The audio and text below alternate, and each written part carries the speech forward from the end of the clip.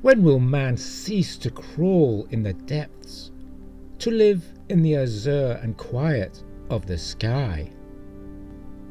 Published in 1886, Jules Verne's Robur the Conqueror, also known as Clipper of the Clouds, is a story similar in basic structure to 20,000 Leagues Under the Sea. We have a genius engineer of independent means, Robur. He has invented a flying machine, the Albatross. He kidnaps 3 people and takes them on a journey that demonstrates his mastery of the air.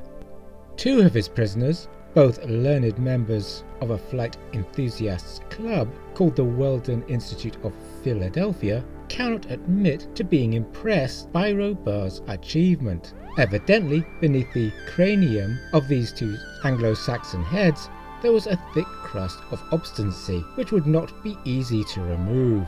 You could tell the writer was a Frenchman. Robur, however, is master of an aerial Icarian sea, and he carries his unwilling guests on a 3-week flight around the world. In this video, we will look at the Albatross.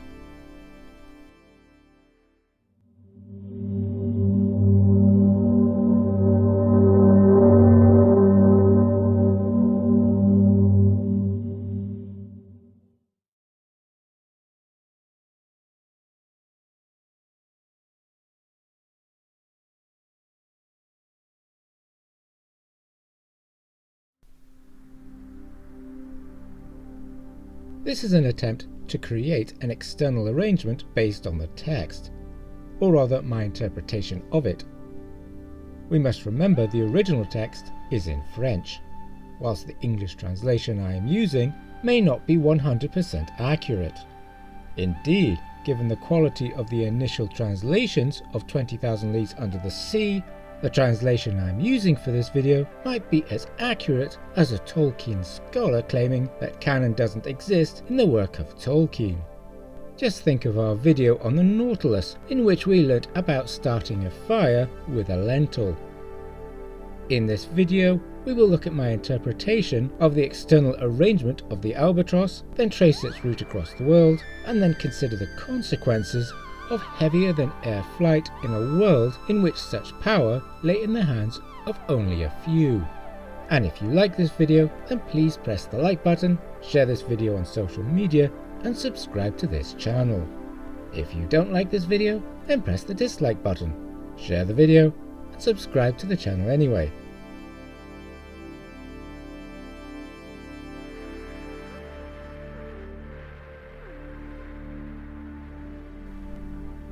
As imagined by the original illustrator Leon Bennett, the Albatross has a hull shaped like that of a protected cruiser, complete with round bow. This, though, is my interpretation of the Albatross. I have gone for a hull shape echoing that of the USS Monitor, as it has been mentioned before in connection with the Nautilus. A platform 100 feet in length, with a beam of 12 feet, and a projecting prow. Under this platform was a solidly built hull, inside of which were the engines, provisions and stores, and the water tanks.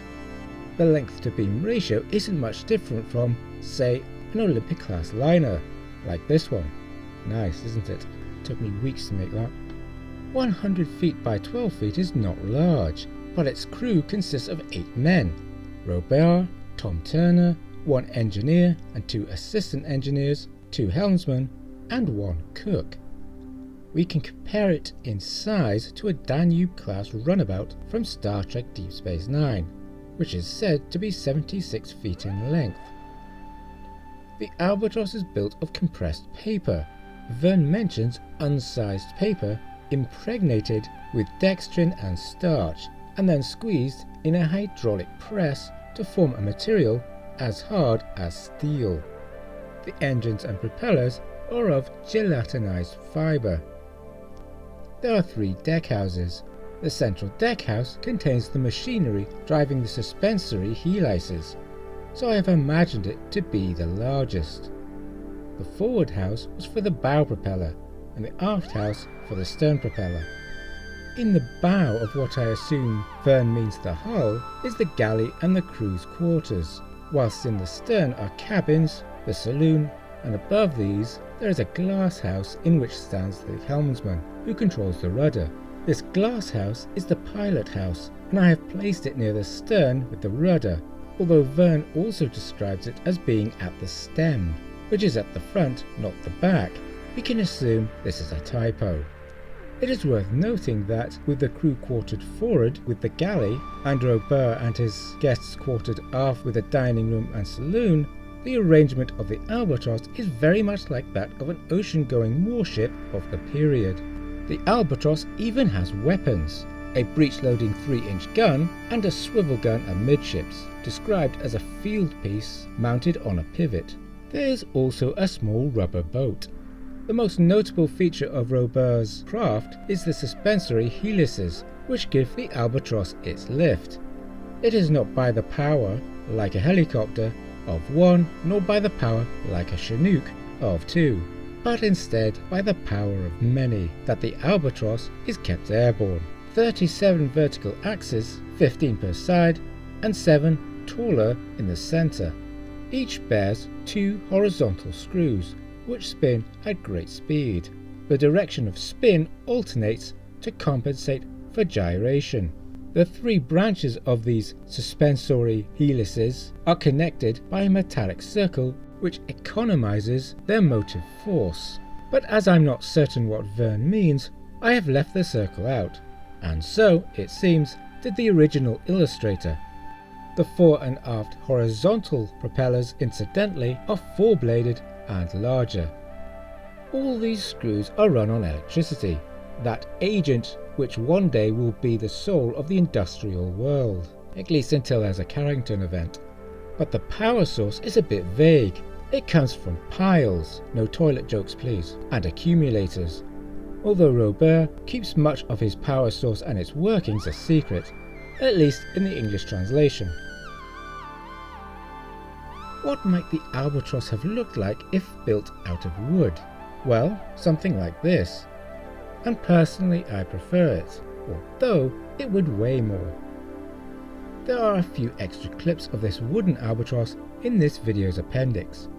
And yes, it has an appendix.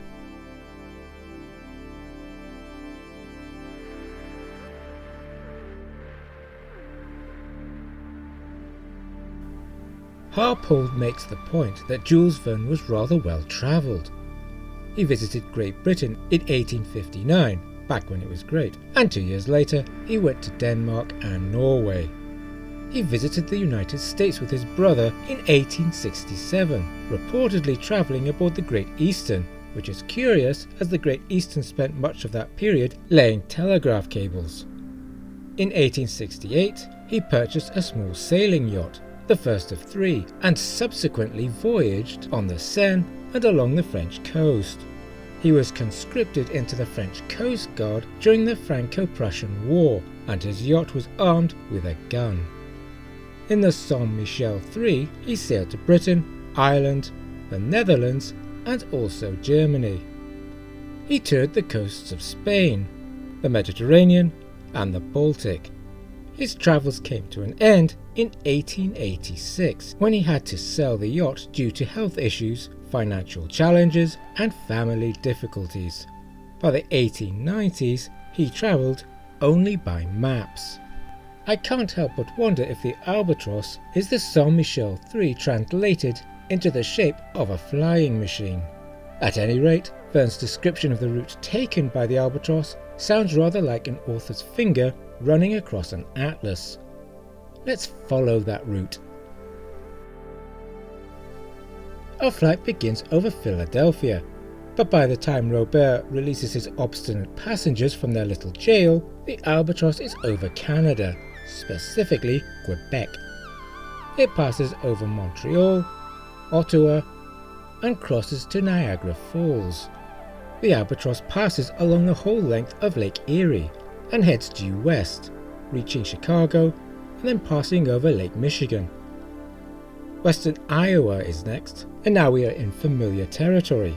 Nebraska, Omaha City, the Plate River, familiar if you have seen my previous video, The Phantom Airship Mystery of 1897. The Albatross crosses over the Badlands and what Verne calls the Black Mountains, which might be the Black Hills. It passes over the Yellowstone River and on to the Rocky Mountains. The Albatross steers southwest as to cut across Utah diagonally, probably to avoid those rockets fired from Skinwalker Ranch. Uncle Prudent and Phil Evans spot Salt Lake City. Then it's on to Nevada and then across the Sierra Nevada to the mighty Pacific. Here, after lethally bothering a whale, the Albatross presumably heads northwards, as the next named landmarks are the peninsula of Alaska and the long range of breakers of the Aleutian Islands. The Albatross leaves North America behind as it crosses the Bering Sea and approaches Imperial Russia, or to be precise, Kamchatka. It must turn over the Sea of Okhotsk in order to run down the length of the Kuril Islands. Now the Albatross has reached Japan, and its crew and passengers catch sight of Mount Fujiyama. They are not there long though, as the Albatross crosses the Yellow Sea and passes into China. The aeronef flies over the capital of the Celestial Empire, what was then called Peking. The description of China from the air is rather less detailed than that of the United States, so we billy whiz our way across it. The passengers catch a glimpse of the Great Wall in the neighbourhood of Chensi, pass along the valley of the Honghu, and then suddenly the Albatross is over Tibet. The Albatross faces the Himalayas, and no flight through the Himalayas would be complete without passing by Mount Everest, and the Albatross duly does so. It must then turn and follow the mountains, as it is rather quickly over Kashmir.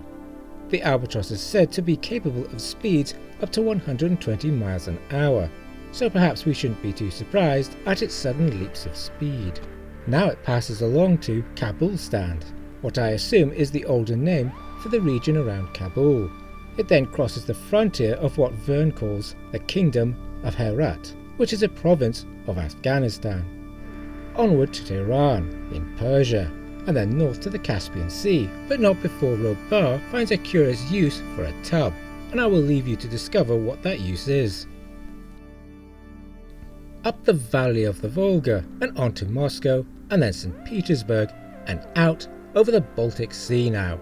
The Albatross crosses over Sweden at the latitude of Stockholm and then Norway in the latitude of what is present Oslo. The Albatross pauses at the falls of the Arjunkenfoss. Anyway, this place, before turning south and crossing the North Sea. It passes over what the English translation of Verne describes as the French coast near Dunkirk, and then on to Paris, where the Americans contrive to drop a message for the Weldon Institute. The Albatross then leaves France via Provence and the Cape of Antibes, visits Rome, and then leaves Europe for Africa. Robur and his aeronef passes on to the continent of Africa through Tunisia, Tunis, Cape Bon, Cape Carthage. The Tell Mountains, which are a part of the Atlas mountain range, are no challenge for the Albatross. Verne mentions a few locations that I've not been able to trace, such as Jerryville, the peaks of Stillero, and the tablelands of Chekar. The Khazars are presumably the fortified villages common in those North African lands once frequented by the Berbers. The valley of An Masan is in Algeria, as is Metlili and the Wagla Oasis, and the Albatross passes over all three.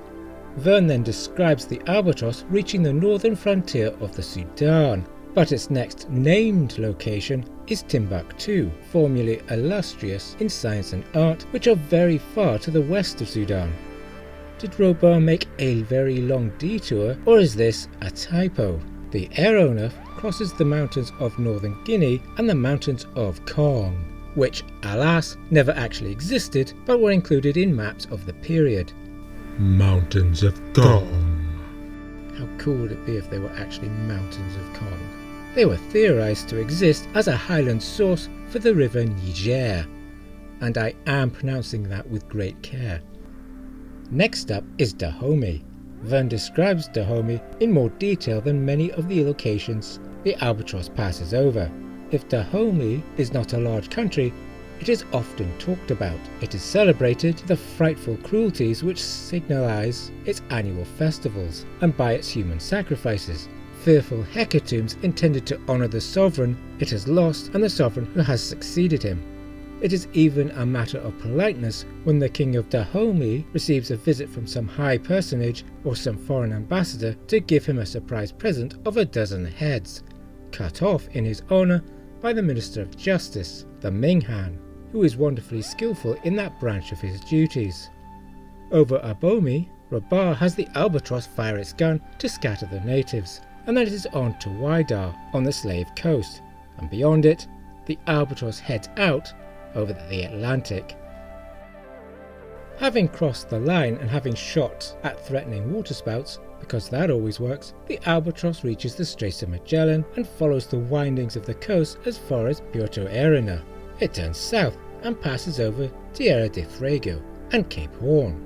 Robur takes his errand off south by 100 miles before turning west, and over the Pacific the Albatross tows a boat of shipwrecked sailors to the Kurnos Islands on the coast of Chile. A cyclone forces the Albatross south over the Antarctic. This storm carries the aeronaut across the continent, 4,350 miles in 18 hours. The Albatross passes over the South Pole, and Mount Erebus and Terror, as far as Balleny Island on the coast of Discovery Land. Why Verne calls it Discovery Land is unknown to me, but it ought to be noted that this is in the vicinity of the Ross Sea and the Ross Ice Shelf, the winter quarters of Robert Falcon Scott's research ship Discovery. That, though, was still in the future. At any rate, the storm blows itself out and the damaged Albatross heads northwards into the Pacific, looking for land so Robur and his crew can make repairs. They reach the Chatham Islands, specifically Pitt Island, and it is here that Uncle Prudent, Phil Evans and Fry Colin escape.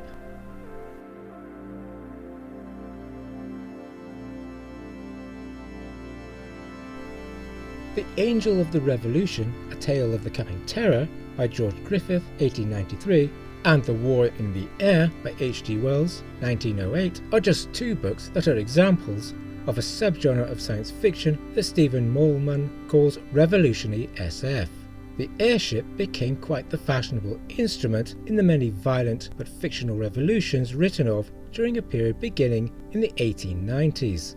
It is so easy to look down on all those little people below and think of them as ants, pests no longer human, and drop unpleasant surprises on them.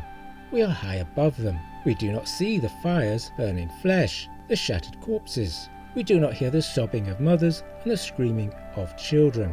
We are high above it all. Now imagine such an attitude in the minds of the powerful.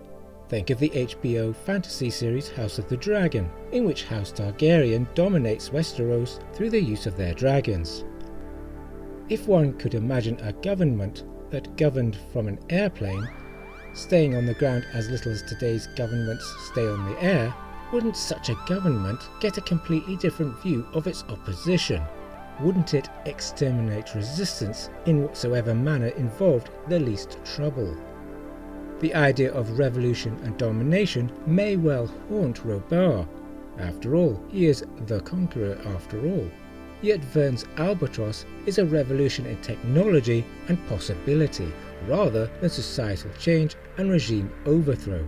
Harpold points out that in many of the illustrations, the Albatross is shown as if seen from the ground, that is, not from the position of the explorer's line of sight, or the narrator's perspective, which here merely doubles as the passenger's gaze, but rather from an ambiguous outside of the seeming panopticon of the airship's deck. The bellowing elephants and wildebeests appear to tower over the tiny, fragile flying machine.